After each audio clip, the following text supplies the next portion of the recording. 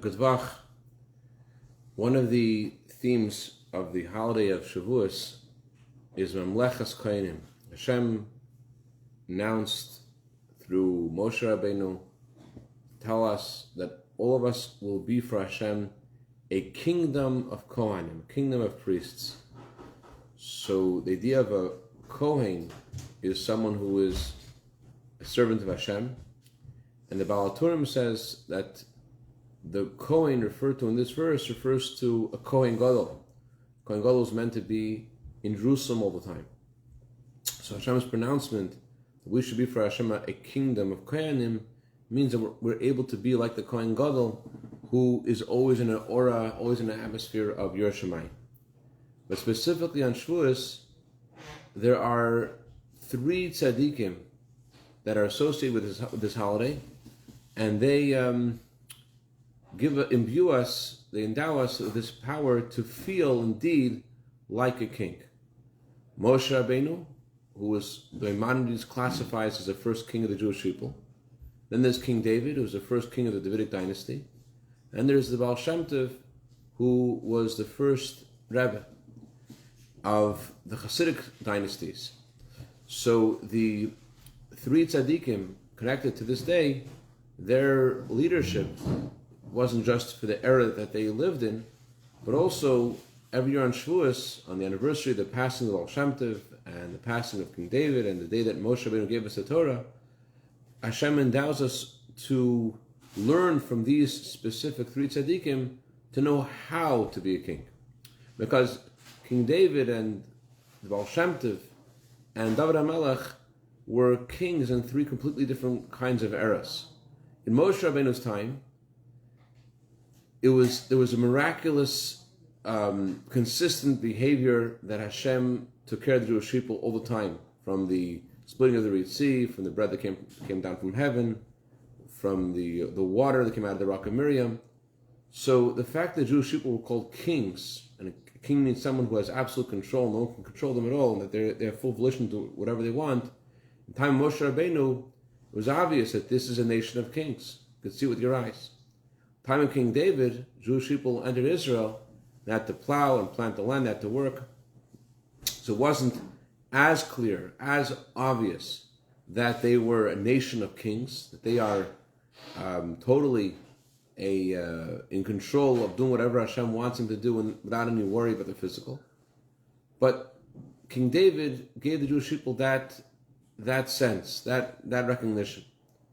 But what's really unique is the time of the Baal Shem Tov. Baal Shem Tov lived 50 years after all the pogroms of the Cossacks of Khmelnytsky, Machshamay. And so to feel that you're really a king, that you're really part of a nation that is completely above nature, and every detail of your life is really a miracle coming from Hashem himself, that's something that we uniquely received from the Baal Shem Tov because of all the miracles the Baal Shem Tov did in the time of exile, in a time of darkness, in a time of following the pogroms. So the abundance of miracles and blessings of the Baal Shem Tov, they imbue the Jewish people with the sense that the Jewish people are indeed a nation of kings, and they're completely above nature, and they don't have to worry at all about what nature says. But regarding Torah mitzvahs, to feel that you're absolutely in control and you could get what Hashem wants you to do done. So in that spirit, I want to share with you a few stories of tzaddikim, who are, again, tzaddikim are called kings because they are above nature, and the reason Hashem gives us tzaddikim is that we too should feel also that we are also above nature, and that we can do whatever Hashem asks us to do.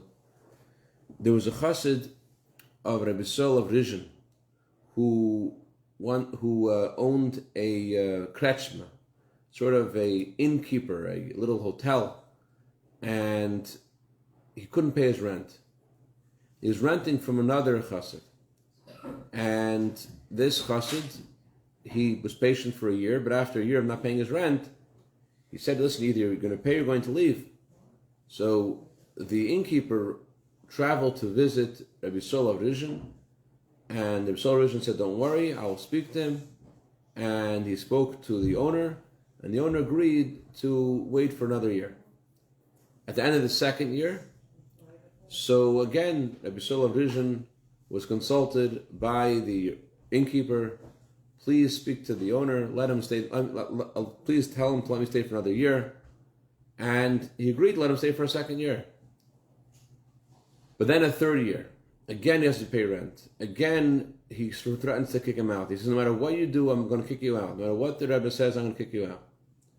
So Rabbi Yisrael of Rizhin tells the owner, you cannot kick him out. You can't put him in the street. I know he hasn't paid you for 3 years, but you can't throw him in the street. But he says, Rabbi, I listened to you twice already, but I can't. He's just laughing at me. I can't let him stay in the inn without paying rent. It doesn't make any sense. And he evicted him from the inn. So years pass, and it's a Tzedek who was talking to his chassidim at a public gathering of thousands of his students and chassidim, and he's told them, he wants to tell them the following story, the story which I just shared. And he said that when this chassid came to the heavenly court said that he was wrong. How dare he not listen to his Rebbe? However, the heavenly court apparently needed to consult with souls in this world, because the souls in heaven, they can't possibly understand what's going on, the kind of challenge it is for someone to not be paid rent for 3 years. So therefore, the heavenly court said that they want to hear from others that are in this world. So the Tzemach Tzedek then said, and I think he is innocent. What do you think? And all the Chassidim echoed that sentiment, and apparently that was what that Chassid needed in order to enter into Gan Eden. He needed someone, the Tzemach Tzedek and the Chassidim, to declare that he is an innocent, and that's how he entered in Gan Eden. So this is very connected to this idea of how even when you're in a situation where it seems impossible, Hashem empowers us to make the right choice, and He understands. Hashem puts us in each circumstance that we're in, and He knows and He believes in us where we are that we can get it right. And even if we don't get it right, Hashem gives us a chance to do tshuva and to get back up on the horse. There was a similar story with a happier ending with the B'ditchev Rebbe. B'ditchev Rebbe had a chassid who was also renting a inn, but he didn't pay rent for 20 years. This is a story that Rabbi Perlov shares in his Sefer Kutei Sipurim. And he said that for 20 years this guy didn't pay rent. How did he not pay rent for the 20 years? Because the manager of the estate was friendly to the Jewish people. He knew this guy couldn't afford it. So he let him go for 20 years. But then the owner of the estate switched managers, and this new manager looks at the books and he says, this guy hasn't paid rent for 20 years. Like, what's going on? And he says, either you're going to pay or you're going to be evicted. So this chassid traveled to the B'ditchev Rebbe. And B'ditchev Rebbe said, why indeed didn't you pay rent? He said, I didn't pay rent because I couldn't afford it. So the B'ditchev Rebbe said, okay, so you're correct. He said, not only couldn't I afford it, he said, let me tell you why I couldn't afford it. He said, in our town, there are no school teachers. So I hired someone to teach my children and all the children in the whole town. And it's all on my bill. So I had no money left to pay rent because I'm paying for these school teachers. So the Rebbe says, you're correct. Then he said, not only that, he said, but there's no shul in our town. The only time we all go to shul is on Yom Kippur. We try to stay at someone else's house in the nearby village. Only once a year do we ever go into a shul. So I decided that doesn't make sense. And I got money together and we got a shul in our town. And so the money goes to take care of the shul. There's no money left for the rent. The Rebbe says, you're correct. Then he goes further. He says, actually, there was no mikveh in our town. And I got money together and I built a mikveh. The Rebbe says, you're correct. He says, listen, here's a letter. He pulls out a letter from his drawer. Give this letter to the manager of the estate. Okay. He's very happy. The Rebbe is telling him advice on how to take care of the issue. And he sets off. He goes back home. But on the way home, he's very curious about this letter. First of all, he didn't see the Rebbe write a letter. That means he had a letter prepared for the owner, for the manager of the estate, as if he knew who the manager of the estate was, as if they had some kind of connection. It seems very odd. The way the Rebbe handed him the letter, it was very strange. She was very curious. So he picked up the letter, and he's going to open it, he put it down, he picked it up, he put it down, And he was really very curious. And eventually curiosity got the better of him. And after the fourth time he picked it up, he opened the letter. And he saw the letter was a blank piece of paper. And he was thinking, oh my gosh, what am I going to do now?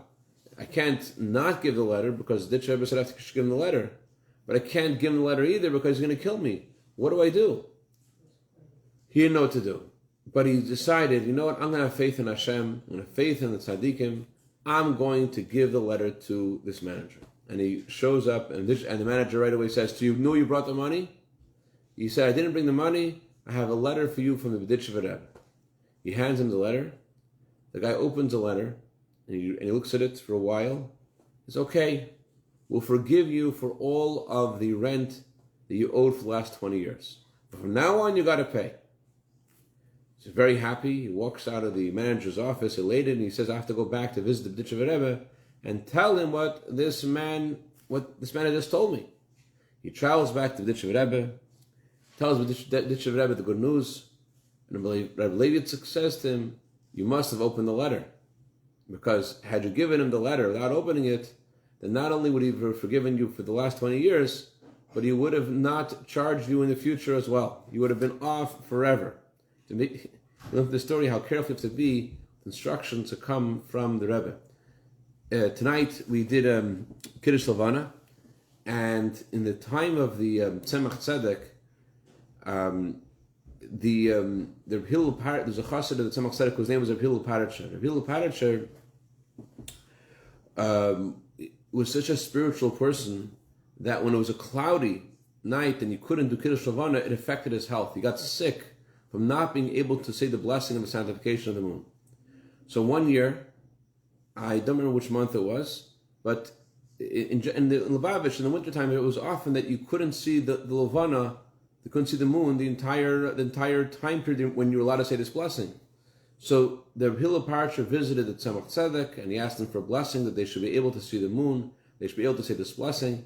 And Tzemach Tzedek said, there's going to be a Levana, there's going to be a moon. Okay, great. So the moon appears, but it's not like really clear. It's still a little cloudy. You could see the moon through the clouds, and everyone starts saying the blessing. Rabbi Paratcher said, if the Rebbe said there's going to be a moon, there's going to be a clear, beautiful moon. That's not the moon that we need to make a blessing on. We need to wait a little bit, because if the Rebbe said there's going to be a moon, the Rebbe's blessing for sure for something far beyond this. And sure enough, he was right, and shortly afterwards, about an hour later, it was a beautiful moon. But just the idea that Chassid had, he knew if the Rebbe said this has a whole different way of it must have not just that it's going to be fulfilled, but it's going to be fulfilled in a beautiful way. The similar story of the Mendel Futafas, and the Futafas was in prison, and he was starving. He felt he was going to die, and he really was very careful while in prison not to eat non-kosher meat. But he felt he was going to die, and he thought maybe he should eat the meat to survive, because he thought he will die if he doesn't eat the meat. But then he thought to himself, well, maybe I should have Mesiras Nefesh. Maybe I should give up my life rather than not eat non-kosher. Although halachically, according to Jewish law, there's an obligation to give your life for only 3 commandments, for adultery, and murder. But there's a discussion among Jewish poskim, among Jewish halachic authorities, if you're allowed to give your life for other commandments, or is it commendable to? So Mendel Futafas said, I'll join the ranks of those who gave their lives for other commandments, and I'll die. It's okay. It's good to die for the sake of Hashem's name. But then he thought to himself, I'm not a tzaddik. I'm going to come to heaven, and they're going to say, Futafas, what are you doing here? Who do you think you are? You gave up your life in order not to eat non-kosher? Who do you think you are? So with that thought in mind, I was about to eat the non-kosher meat, and then I remembered something. When Mendel was a little boy, his mother took him to see the Rebbe Rashab, and the Rebbe Rashab said, you should be an honest Jew, an Erlich Yid, and you should have a long life. So he said to himself, it's not possible that the Rebbe's blessing won't be fulfilled, and it's not possible the Rebbe's blessing will be fulfilled in non-kosher food. So therefore he knew that if the Rebbe Rashab said to him he's going to have a long life, it's going to be a long life, and not just a long life, it's going to be a long life in the best way, in a beautiful way. And so he rejected the notion of having the non-kosher food, and immediately afterwards, all of a sudden, someone brought more bread, and he was able to survive. One final story. In the month of Adar, in 1972, that time, the Rebbe's campaign that a Tanya should be printed in every city didn't really take off at that time. There were only 67 cities in the world that had Tanyas printed. But the Rebbe instructed that Tanya should be printed in 4 more cities. In Montreal, London, Israel, and Australia, before the Rebbe's birthday, they wanted there to be 4 more Tanyas, and those 4 cities and the Chassidim of London, they wanted to present the Rebbe with a Tanya they printed themselves, and they traveled to the Rebbe, and they came to the Rebbe on the 8th of Nisan, on a Thursday, before the Rebbe's birthday, and they delivered the Tanya, and the Rebbe said, is there another Tanya? So the one who delivered it, Rabbi Sudak, al Shalom, he actually brought one Tanya for the Rebbe, and he had another extra copy, and he said, yes, I have another Tanya. So the Rebbe said he should come in with the group that came, all those who participated in the Tanya. They should all come in to visit the Rebbe's room right after Shabbos.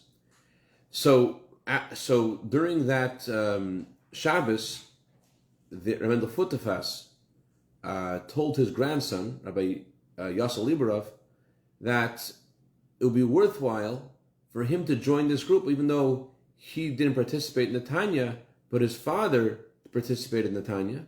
And since his father participated in the Tanya, so he should represent his father, and he should also come in the Rebbe's room for this special occasion where the Rebbe is going to bless all those who participated in the Tanya. So Yosel tells his grandfather, he says, in order to go into the Rebbe's room, you have to prepare at least a little bit.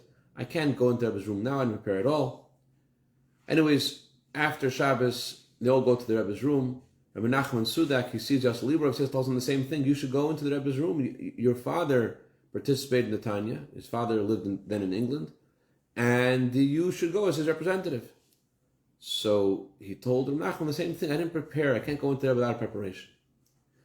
So he's sitting upstairs in 770, outside of the Rebbe's room, and all the other Chassidim went in, and then all of a sudden he hears Rabbi Groner screaming, Yosel Liberov, come. And he comes in the Rebbe's room. What happened was that the Rebbe said to Mendel Futafas, where is your grandson? So clearly the Rebbe saw the thoughts of Rabbi Sudak and Mendel Futafas, and he saw that they thought that he should be there, and the Rebbe acknowledged it, and the Rebbe said, yes, they should bring him in. And he came in, and they gave him a Tanya, and also gave him a Tanya for his father. It was in England. Okay, one more story. This is the last story. This is a great story. Rabbi Shneir Zalman Volavik, the Rebbe's emissary in the 5 towns, he once went to check the mezuzahs of 2 women who were living together, 2 sisters, and they called him to. He's looking in the house from the mezuzahs, but there are no mezuzahs in the home, and he's looking at the house, and he's trying to see if there are any. They want the mezuzahs to be checked, but there are no mezuzahs in the home. He went through all the doors, and they said they think there is a mezuzah somewhere in the house, and he went up to the attic, and he sees in the attic there's a big, beautiful picture of one of the sisters passing by the Rebbe, and so he came down from the attic with a picture, and he asked the sisters, "What's the story of this picture?" So one of the sisters told him, "It's because of this event that I'm alive." She said that at that time period when she went to visit the Rebbe by dollars, the Rebbe gave out the dollars every Sunday. At that time, she had been to a doctor. She had gotten Yenamachla. She had gotten the disease that we don't like even saying its name that starts with a C. And the doctors told her she has 3 months to live. So she came by the Rebbe, and she told the Rebbe, the doctors say that I only have 3 months to live. So the Rebbe responded, that's what the doctor said to you. But I'm telling you, they're going to have a long life. She had no idea what the Rebbe was talking about. So she tells the Rebbe again, but the doctor said I only have 3 months to live. The Rebbe responded again, I understand that that's what the doctor told you, but I'm telling you that you will have a very long life.